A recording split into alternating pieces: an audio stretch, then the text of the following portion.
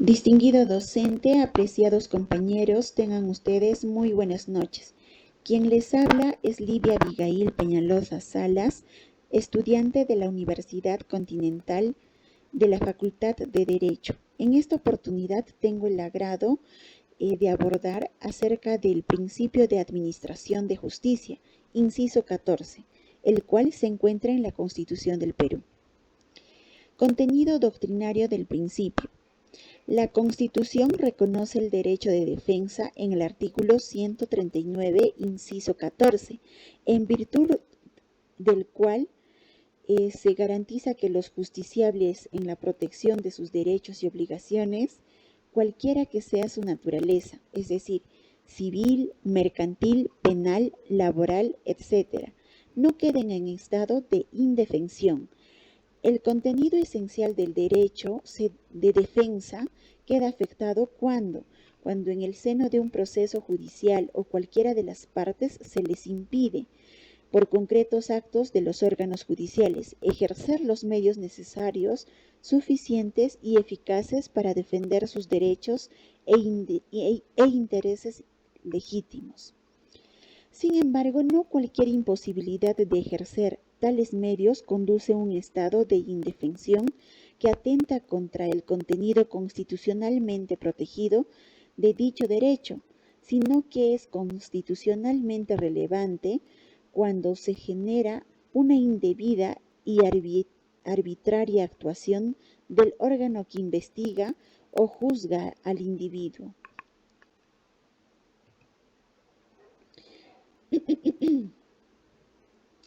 El contenido doctrinario del principio también habla sobre la obligación de la autoridad pertinente de informar inmediatamente y por escrito al detenido de la causa o razón de su detención.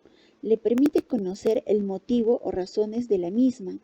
El motivo de las razones de la detención deben indicarse en forma genérica.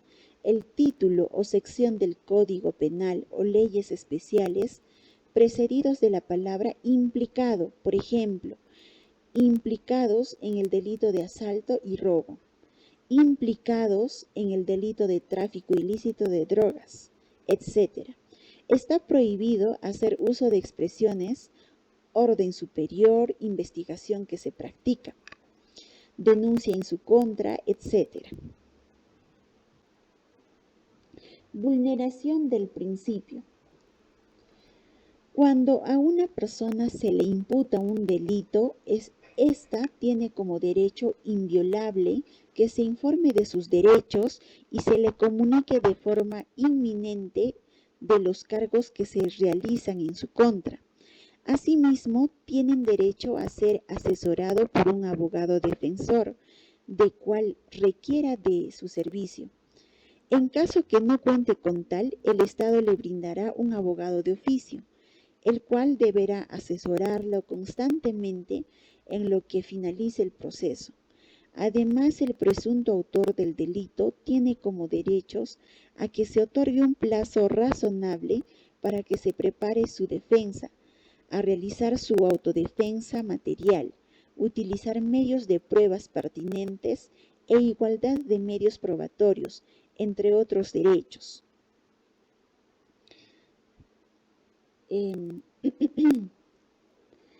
Y bueno, por ende, condiciones establecidos en los cuerpos normativos. Asimismo, en el artículo citado precisa que nadie podrá ser obligado de ninguna forma a aceptar culpabilidad contra sí mismo o contra su cónyuge o sus parientes que se encuentren dentro del cuarto grado de consanguinidad o segundo de afinidad. Vulneración del principio. El derecho de defensa asegura que las personas que se sometan a la acción de los tribunales de justicia se les deberá proporcionar una adecuada protección de sus derechos y obligaciones, cualquiera sea su naturaleza.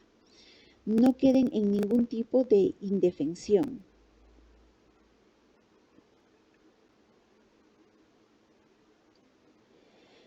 Por lo que el servicio de un defensor, es decir, de un abogado, en este caso particular, es indispensable a efectos de tener igualdad de armas debido a quien lo representa el Ministerio Público. Es un fiscal que es un abogado con ardua experiencia y con conocimientos técnicos en materia de derecho penal, de los que no cuenta generalmente el imputado. Jurisprudencia relevante. Bueno, aquí ejemplificamos o tomamos un expediente de caso real en el cual podemos ver una sentencia número 03571-2015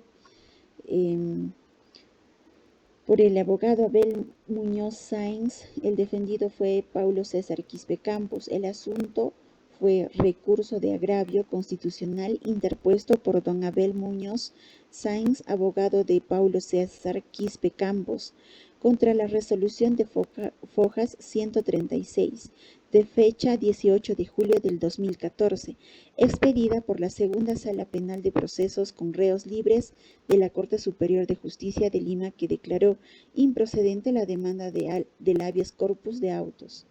Los fundamentos. Delimitación del petitorio. 1.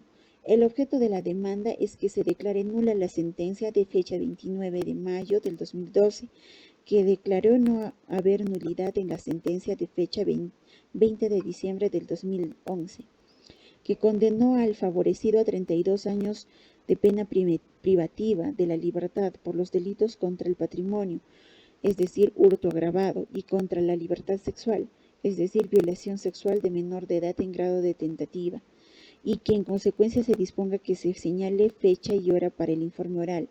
Se alega la vulneración de los derechos al debido proceso, a la defensa y a la libertad individual. Jurisprudencia relevante. Ha resuelto 1. Declarar improcedente la demanda en lo que se refiere a la revalorización de medios probatorios. 2. Declarar infundada la demanda en lo que se refiere a la afectación de los derechos al debido proceso, de defensa a la libertad personal. En conclusión, este inciso constitucional consagra una vez más el derecho irrestricto a la defensa desde el momento en que la persona es citada o detenida por la policía, de tal forma que el ciudadano tenga la libertad de contar con su abogado a su elección y ponerse en contacto personal cuantas veces sea necesario. Si no hubiera el derecho a la defensa, simplemente se estaría frente a una arbitrariedad y el proceso carecería de todo valor. 2. El principio de no ser privado del derecho de legítima defensa en ningún estado del proceso refleja la importancia del cumplimiento de los requisitos mínimos del debido proceso establecido en nuestro ordenamiento jurídico. Conforme a ello, toda intervención que resulte en detención debe ser justificada y cumplir con la normativa para no ser arbitraria. Eso es todo. Muchas gracias.